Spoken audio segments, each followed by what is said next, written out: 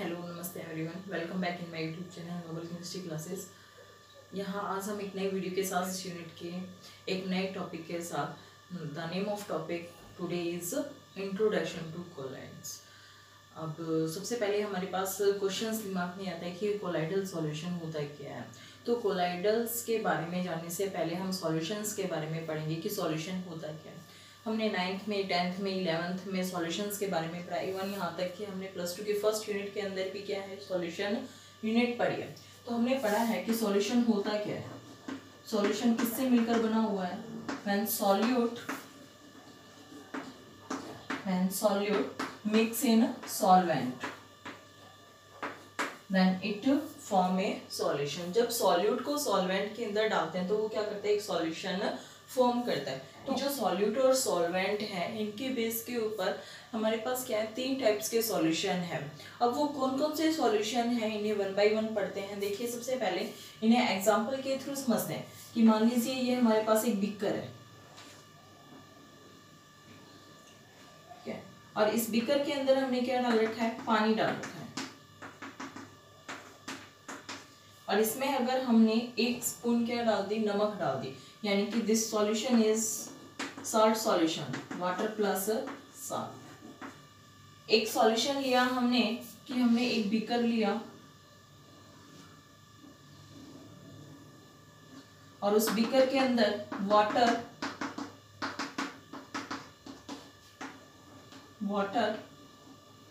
Plus floor,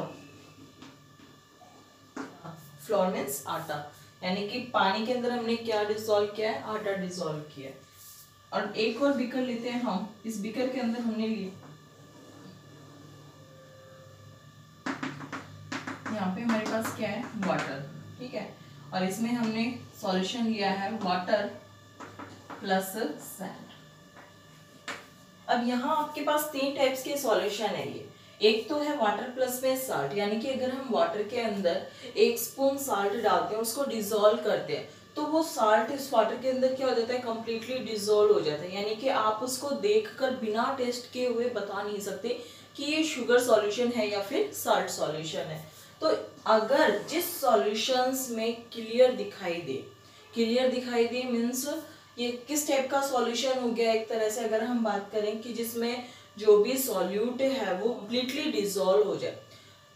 जिस solution के अंदर सॉल्यूट सॉल्वेंट में कंप्लीटली डिसॉल्व हो जाए uniform throughout the solution, then this type of solution, उस टाइप के सॉल्यूशन को हम क्या कहते हैं, होमोजीनियस सॉल्यूशन कहते हैं। क्या कहते हैं हम इसको, होमोजीनियस, है ना, कि जिस पानी के अंदर अगर हमने शुगर डिसॉल्व करी, साल्ट डिसॉल्व किया, तो वो कंप्लीटली डिसॉल्व हो गया, वहां कोई भी फेज नहीं बन रही, तो उस टाइप के सॉल्यूशन को हम क्या कहेंगे, होमोजीनियस सॉल्यूशन। एक सॉल्यूशन ये है कि मान लीजिए आपने एक बीकर में वाटर लिया और उस वाटर के अंदर आपने मिट्टी डिसॉल्व करना चाहिए, तो आप उसके अंदर मिट्टी डालते हो, आप उसको डिसॉल्व करते हो। कुछ टाइम के बाद जैसे ही आप उसको थोड़े से टाइम के लिए मतलब रेस्ट में रखते हो, तो जो मिट्टी होती है, सैंड होती है, वो क्या हो जाती है, उसके बॉटम में आके बैठ जाती है, सेटल डाउन हो जाती है उसके बॉटम में। तो उस टाइप के सॉल्यूशन को, मतलब मिट्टी है वो वाटर के अंदर डिसॉल्व ही नहीं हो रही, यानी कि वहां क्या हो रहा है, फेज 2 बन रहे हैं। एक फेज तो ऊपर वाला जो पानी है और नीचे कितनी मिट्टी उसके अंदर हमने डाली है। Now this type of solution is known as a heterogeneous solution. Heterogeneous solution जिसके अंदर सॉल्यूट सॉल्वेंट के अंदर डिसॉल्व ना हो कंप्लीटली और वहां 2 फेज बने, तो उस टाइप के सॉल्यूशन को हम क्या कहेंगे, हेट्रोजीनियस सॉल्यूशन कहेंगे। अब एक तो सॉल्यूशन ये था कि जिसके अंदर सॉल्यूट सॉल्वेंट में कंप्लीटली डिसॉल्व हो गया। दूसरा सॉल्यूशन ये हुआ कि अगर आपने मिट्टी डाली, उसमें डिसॉल्व करना चाहा, तो वो बिल्कुल भी डिसॉल्व नहीं हुआ और कुछ समय के बाद उसके बॉटम में आके क्या हो गया, सेटल डाउन हो गया। लेकिन एक तीसरे टाइप का सॉल्यूशन और है। देखिए फॉर एग्जांपल के लिए कभी आप ट्राई करके देखना कि आपने एक बीकर लिया, एक गिलास लिया, उस गिलास के अंदर थोड़ा सा पानी लिया और उसके अंदर आप थोड़ा सा आटा डाल के और उसको डिसॉल्व करने की कोशिश करना, तो क्या वो पानी के अंदर वो आटा है वो कंप्लीटली डिसॉल्व हो रहा है? नहीं हो रहा, क्या वो उसके नीचे सेटल डाउन हो रहा है रेस्ट में रखने के बाद? नहीं हो रहा। तो वो उस टाइप के सॉल्यूशन को हम क्या कहेंगे? Colloidal solution. इस टाइप के सॉल्यूशन को हम क्या कहेंगे? Colloidal solution. Just like of water plus floor, जहां इस टाइप का सॉल्यूशन हो उस टाइप के सॉल्यूशन को क्या कहेंगे? Colloidal solution. जिस सॉल्यूशन के अंदर सॉल्यूट सॉल्वेंट में कंप्लीटली डिसॉल्व हो जाए, just like as salt in water, now then this type of solution is known as true solution. उस टाइप के सॉल्यूशन को क्या कहेंगे हम? True solution. और जिसमें the solution just like sand in water, this type of solution is known as suspension. This type of solution is known as suspension. यानी कि अब हमारे पास क्या बात सामने आई है कि जो सॉल्यूट और सॉल्वेंट है उनके बेस के ऊपर जो सॉल्यूशन होते हैं वो क्या होते हैं? 3 टाइप्स के होते हैं। First is true solution, second is colloidal solution and third is suspension. True solutions क्या होंगे? जिसके अंदर सॉल्यूट सॉल्वेंट में क्या हो जाए? कंप्लीटली डिसॉल्व हो जाए। और यहाँ जो पार्टिकल का साइज होता है वो कितना होता है? 0.1 नैनोमीटर से लेके 1 nanometre. The size of the particle in true solution is 0.1 nanometer to 1 nanometer, and the size of the particles in suspension is greater than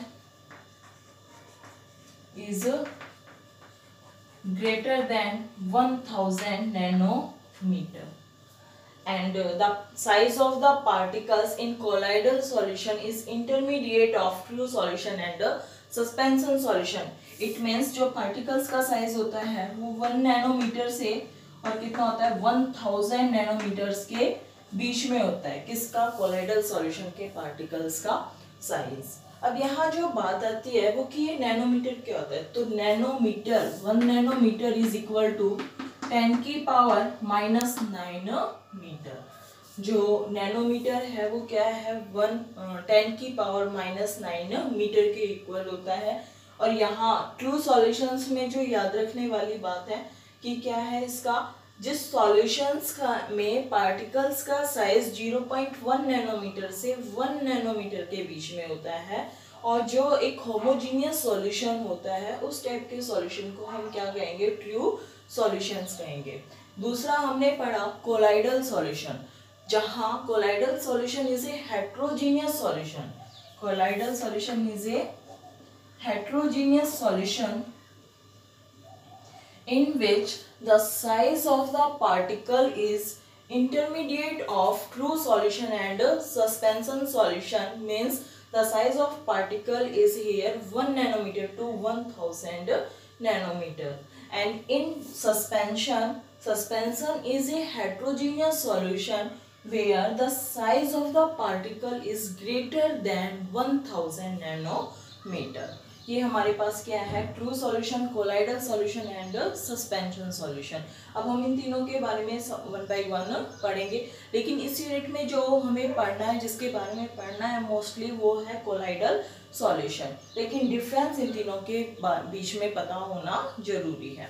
तो now let we start colloidal solution.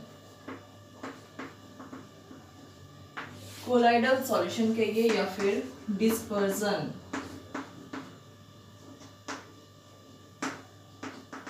Dispersion represents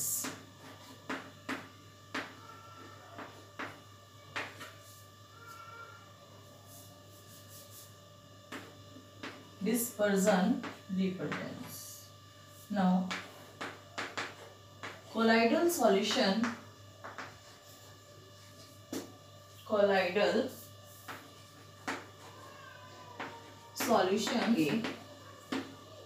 heterogeneous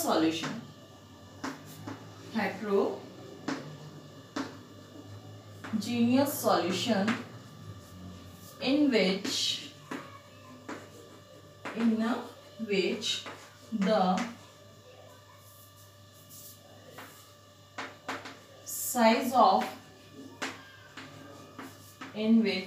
the size of particle is intermediate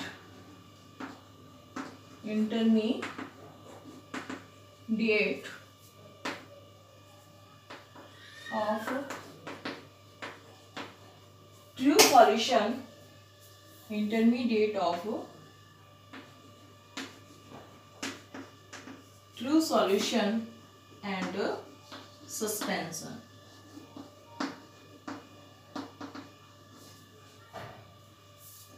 Means here size of particles is in the range of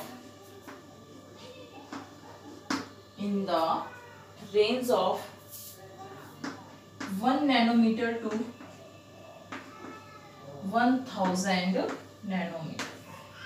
जो colloidal solution है वो क्या है, एक heterogeneous solution है जिसमें जो पार्टिकल्स का साइज है वो इंटरमीडिएट है ट्रू सॉल्यूशन और सस्पेंशन के, जहां पार्टिकल्स की जो साइज है वो किस रेंज में है, 1 नैनोमीटर से 1000 नैनोमीटर। जो कोलाइडल सॉल्यूशन है उसमें दो टर्म्स यूज की जाती हैं इन colloidal solution.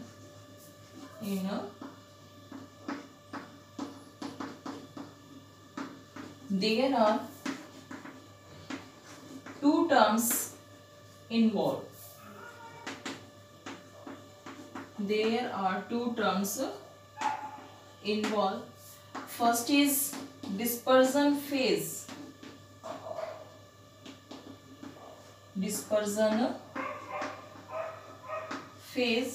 And second is dispersion medium.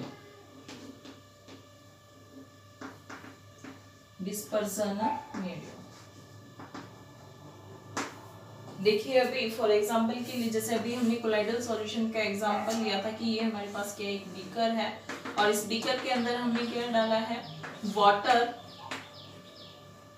Plus floor, है ना। तो यहाँ पे जो कोलाइडल सॉल्यूशन है हमने कहा था किसके ऊपर बेस है, सॉल्यूट और सॉल्वेंट की तरह के ऊपर बेस है ये सॉल्यूशंस। तो यहाँ जो डिस्पर्जन फेज होगा वो जस्ट लाइक किसके होगा, just like as a solute,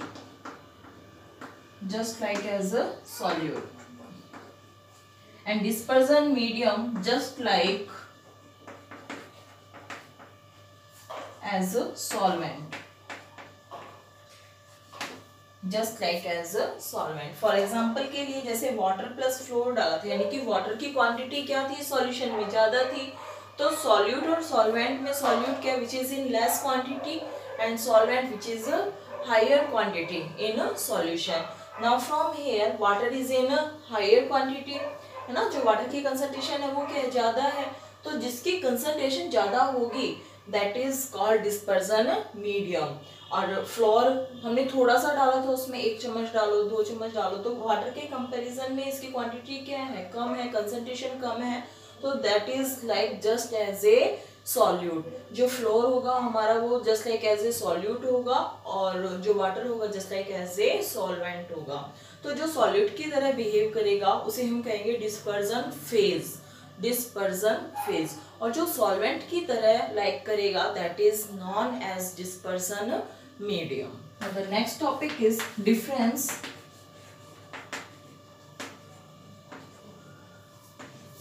between true solution, colloidal solution and suspension.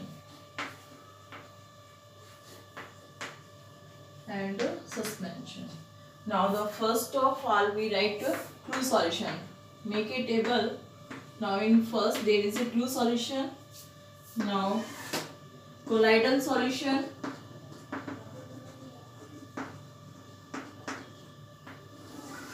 And here it is a suspension.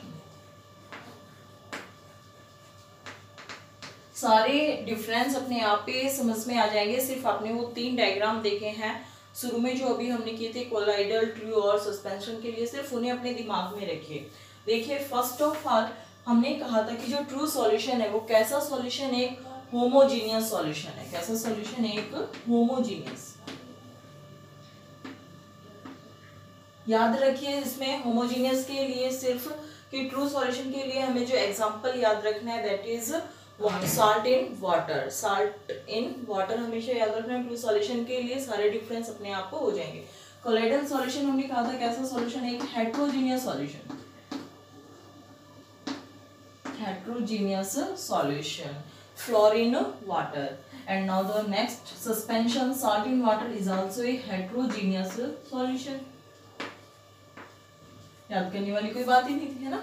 Next देखिए जो ट्रू सॉल्यूशंस हैं, हमने salt in water, salt in water कहा था। तो साल्ट का फॉर्मूला क्या है? NaCl। तो NaCl क्या है हमारे पास? एक मेटल आयंस है। तो जो ट्रू सॉल्यूशंस है अंदर जो पार्टिकल्स होंगे वो क्या होंगे? मेटल आयंस और मॉलिक्यूल्स होंगे। Now in true solution the particles are metal ions and molecules, metal ions and molecules। Solution में कैसा होगा भाई? आटा जैसे हमने लिया था, तो जो आटा है वो क्या है? मैक्रोमोलिक्यूल्स भी हो सकता है या फिर एग्रीगेट्स भी हो सकता है, एग्रीगेट्स ऑफ मॉलिक्यूल्स। मैक्रोमोलिक्यूल्स का मतलब जैसे घर में मम्मी आटा लगाती है तो उसको पानी जैसे आटे में डालते रहते हैं तो वो आटा क्या हो जाता है? एक तरह से मतलब मैक्रोमोलिक्यूल्स बन जाता है, यानी कि बड़ा मॉलिक्यूल्स बन जाता है।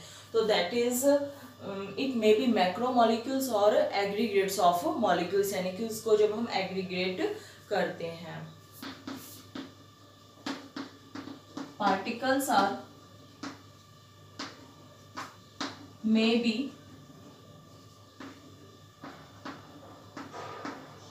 macromolecule or aggregates of molecule।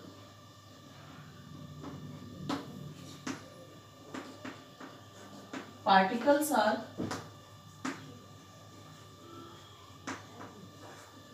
aggregates of molecules। भाई आपने जैसे एग्रीगेट्स का मतलब होता है उसको शेक करना, मतलब मिलाते हुए। तो जैसे हमने गिलास के अंदर या बिगर के अंदर पानी के अंदर जब हमने सैंड डाली थी, अगर आप उसको रख देते हो तो वो क्या हो जाता है? जो सैंड होती है वो नीचे हो जाती है और पानी ऊपर रह जाता है। लेकिन आप उसको जैसे ही डिसॉल्व करोगे तो वो एक फिर सॉल्यूशन बनेगा, मतलब जो मिट्टी है वो सारी उसमें फिर क्या होने लगेगी? एग्रीगेट होने लगेगी। Now here the particles are aggregates of molecules and here may be macromolecules और मे बी एग्रीगेट्स। मतलब आप उसको पानी के अंदर भी आटा लिया आपने, सूखा आटा लिया, उसको थोड़े से पानी के मतलब पानी 1 गिलास पानी के अंदर अगर आप थोड़ा सा आटा डाल के उसको एग्रीगेट करोगे तो भी क्या होगा? एक कोलाइडल सॉल्यूशन होगा। और मैक्रोमोलिक्यूल्स मतलब अगर आपने उसको थोड़ा सा आटे में जैसे पानी डालते करके और उसको आटा लगाया खाना बनाने के लिए, रोटी बनाने के लिए, तो वो क्या बन गया? एक मैक्रोमोलिक्यूल्स बन गया। तो कोलाइडल सॉल्यूशन में भी जो पार्टिकल्स होंगे वो क्या होंगे? मैक्रोमोलिक्यूल्स भी हो सकते हैं और एग्रीगेट ऑफ मॉलिक्यूल्स भी हो सकते हैं। पार्टिकल्स का साइज है वो कितना है? Particle size in true solution 0.1 nanometer to 1 nanometer. Particle size कितना है? 0.1 नैनोमीटर टू 1 नैनोमीटर। और यहाँ हमने क्या पढ़ा था कि जो इंटरमीडिएट है पार्टिकल साइज, यानी कि पार्टिकल साइज कितना होगा यहाँ? 1 nanometer to 1000 nanometer. And here the particle size greater than 1000 nanometer. यहाँ जो पार्टिकल का साइज होगा वो क्या होगा? 1000 नैनोमीटर से ज्यादा होगा। नेक्स्ट स्टेप्स के अंदर देखिए कि जो ट्रू सॉल्यूशंस होते हैं, क्या जैसे आपने वाटर के अंदर शुगर डाली थी या साल्ट लिया था, तो क्या वो साल्ट नीचे वहां सेटल डाउन हो रहा था? नहीं हो रहा था, क्योंकि तो उसमें कम्प्लीटली क्या हो गया था? डिसोल्व हो गया था। तो जो कम्प्लीटली डिसोल्व होगा वो सेटल डाउन होगा ही नहीं। तो particles do not settle, particles do not settle in the bottom.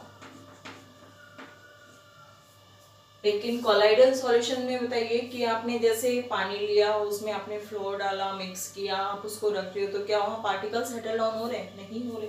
तो यहाँ पे भी क्या होगा, पार्टिकल्स डू नॉट सेटल, है ना। लेकिन यहाँ पे क्या हो रहा था कि आपने अगर उसको रख दिया तो मिट्टी थोड़ी देर में क्या हो गई थी, नीचे सेटल डाउन हो गई थी। तो particles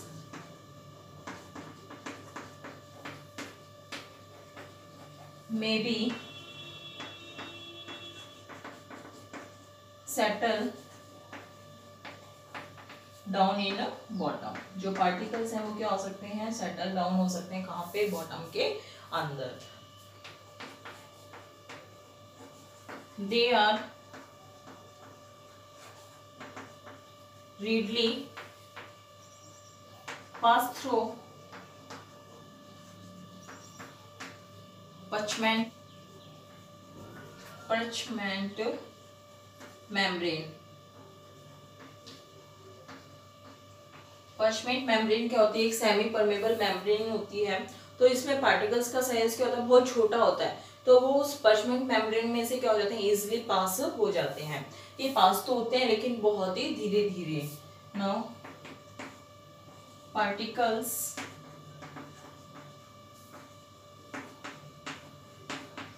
slowly pass through parchment membrane। जो पार्टिकल्स हैं वो क्या होते हैं, बहुत ही धीरे धीरे पास होते हैं। और here particles do not pass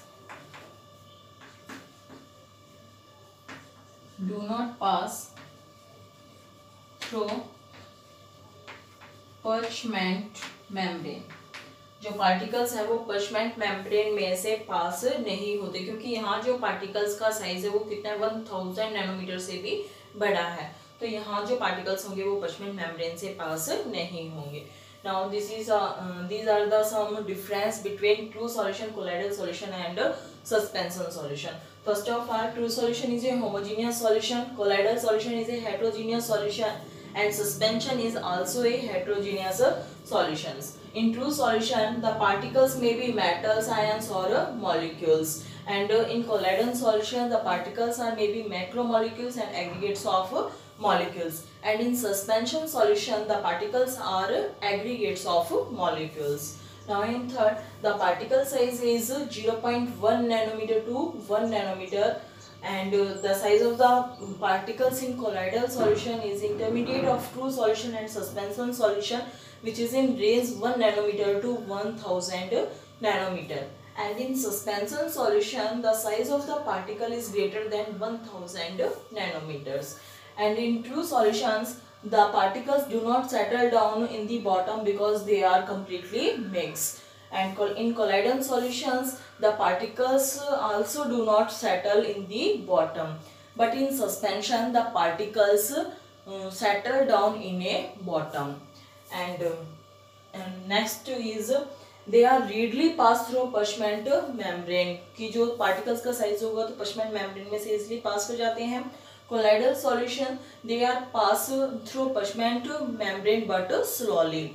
And suspension solutions, the particles do not pass through parchment membrane. इधर जो हमें जिस solutions के बारे में पढ़ना है, that is colloidal solution. Now the first is classification of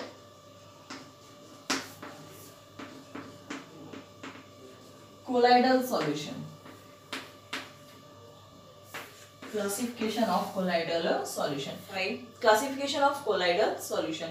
We can classify colloidal solutions on the basis of their dispersion phase and dispersion medium and their interactions and the types of particles. Now, first of all, we can say that colloidal solution may be classified first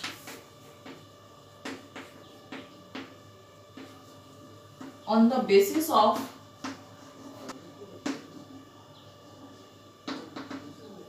physical state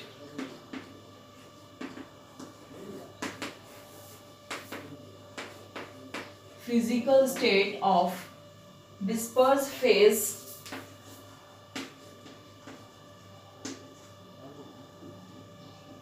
and dispersed medium. Dispersed phase and dispersed medium. And now second is on the basis of interaction. On the basis of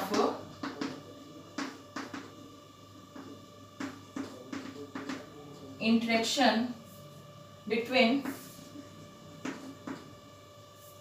dispersed phase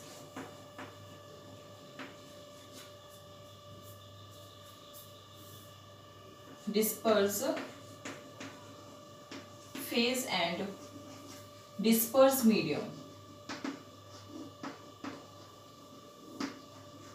Dispersed medium. And now on the basis of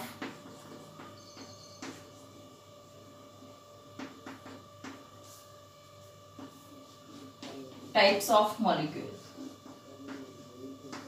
so particle.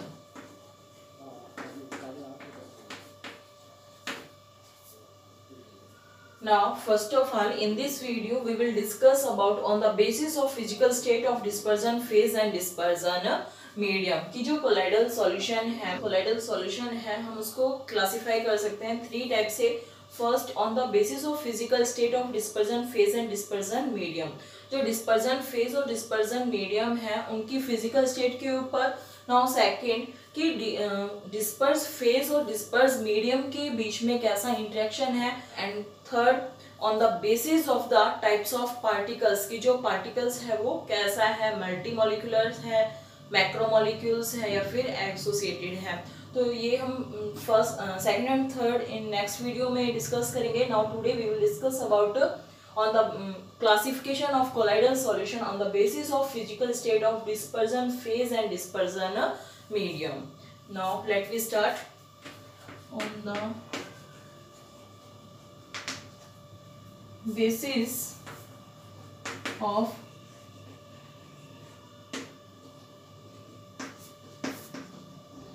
physical state of disperse phase and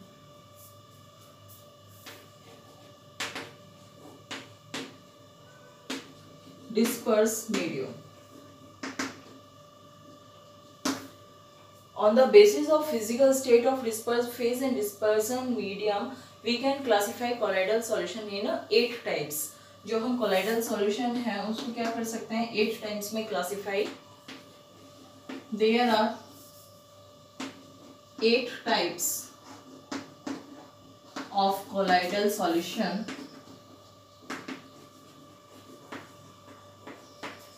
based on it. Base on it का मतलब dispersion phase और dispersion medium की physical state पर base होने पर जो colloidal solution है उसे हम ए टाइप से क्लासिफाई कर सकते हैं. ये हमने सॉल्यूशंस के अंदर भी पढ़ा था, solute, solvent, then it make a solution, that is just like वैसे ही है ये. Now first of all we write dispersion phase.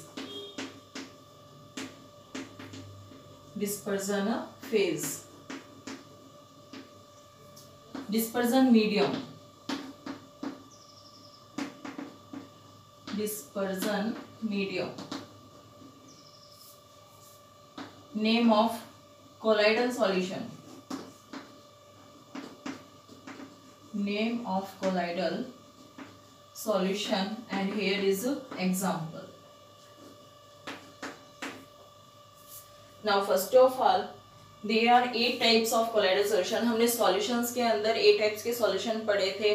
Gas in gas, gas in liquid, gas in solid, liquid in liquid, liquid in solid, liquid in gas, solid in solid, solid in liquid, solid in gas. लेकिन यहाँ हमें एक solution नहीं पढ़ना, that is gas in gas, क्योंकि जो gas in gas है वो कैसा सॉल्यूशन बनाती है, एक होमोजीनियस सॉल्यूशन बनाती है ना, क्योंकि वहाँ तो कोई फेज होता ही नहीं है, होमोजीनियस सॉल्यूशन हुआ। लेकिन कोलाइडल सॉल्यूशन हमने क्या पढ़ा है, एक हेट्रोजीनियस सॉल्यूशन होता है जिसमें पार्टिकल्स का साइज कितना होता है, 1 नैनोमीटर से 1000 नैनोमीटर होता है। तो अगर गैस और गैस मिलके होमोजीनियस सॉल्यूशन फॉर्म करेंगे तो वो एक कोलाइडल सॉल्यूशन होगा ही नहीं, इसलिए हम गैस इन गैस को इस कोलाइडल सॉल्यूशंस की टाइप्स के अंदर इंक्लूड नहीं करते। Now let's we start first. There are, if we have dispersion phase gas, dispersion medium liquid. Now second is dispersion phase gas and dispersion medium is solid. Liquid in liquid,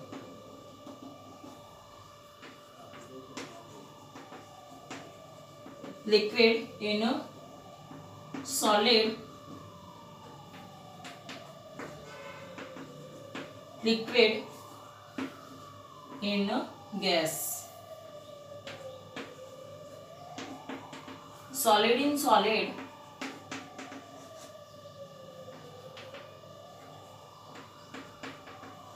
solid in liquid,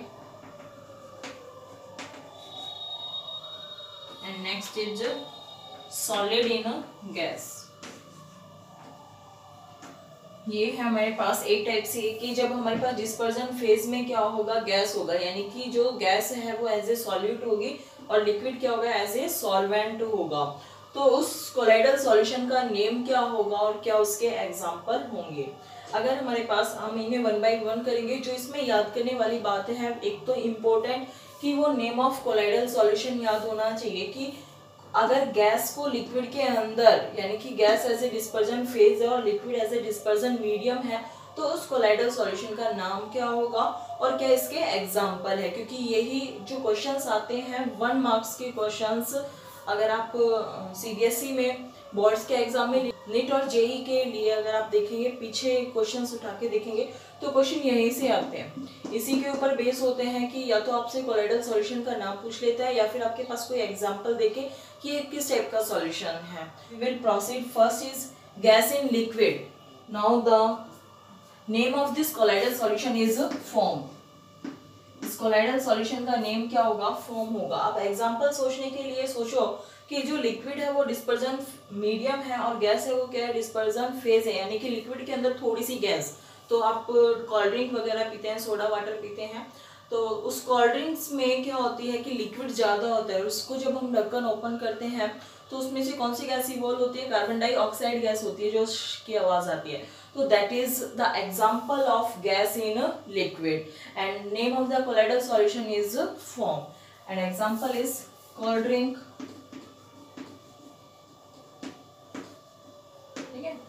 और another example इसका क्या हो सकता है, soap leather, यानी कि जो साबुन के झाग वगैरह होते हैं वो भी क्या है, गैस इन लिक्विड का एग्जांपल है, soap in leather. Now the next is gas in solid. Now the name of the colloidal solution is solid form. Name of the solid form and the example of this is pumice stone।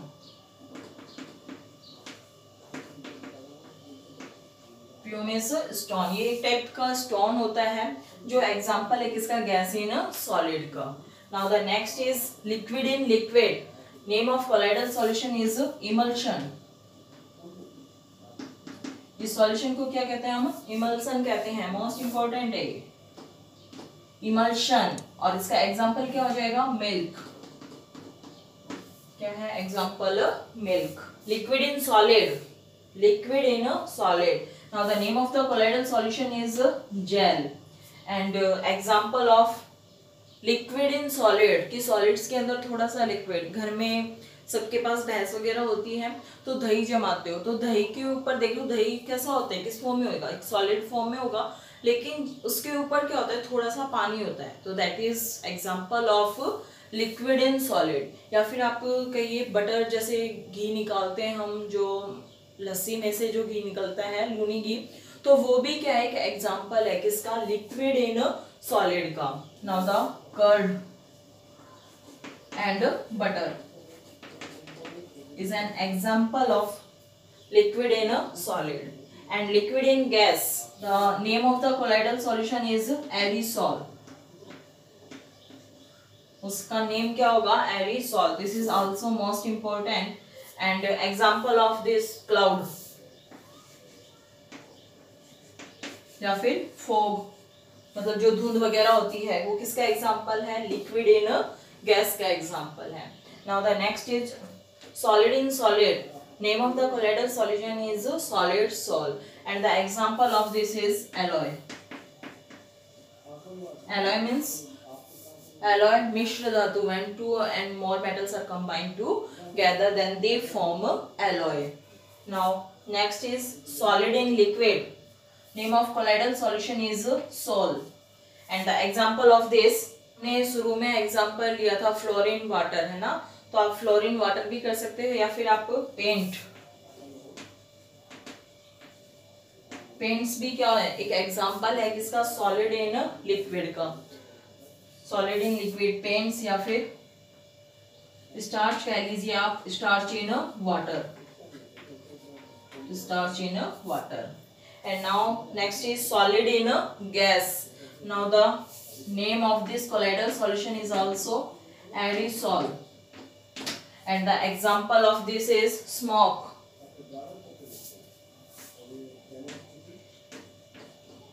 या फिर dust, smoke या dust. Now there are 8 types of colloidal solution which is based on the dispersion phase and dispersion medium. Important है ये table, इसे याद करनी है और लिखना है कि जहां डिस्पर्जन मीडियम में आपको क्या देखना है, डिस्पर्जन मीडियम देखना है। डिस्पर्जन मीडियम के अंदर अगर गैस या फिर एयर है, गैस या फिर एयर है, तो उस कोलोइडल सॉल्यूशन का नाम क्या होगा, एरिसॉल। हमेशा याद रख लेना, चाहे सॉलिड इन गैस हो या फिर लिक्विड इन गैस हो, aerosol. Name of the colloidal solution is aerosol.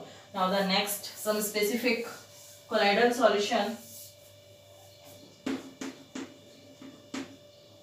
Specific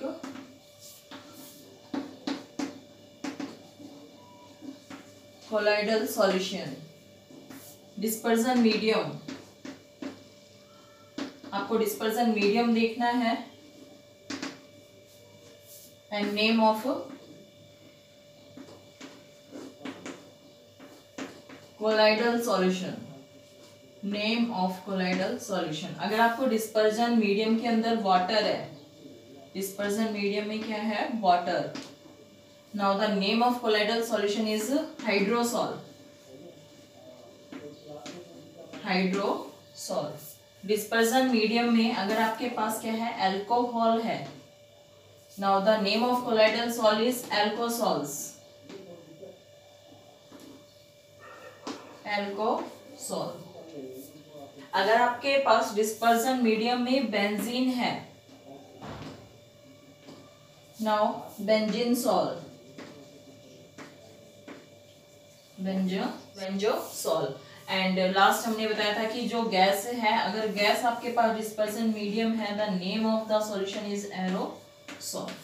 ये कुछ स्पेसिफिक कोलोइडल नेम है, आपको डिस्पर्जन मीडियम में देखना है। अगर वहां वाटर है तो उस कोलोइडल सॉल्यूशन का नेम क्या होगा, हाइड्रोसॉल।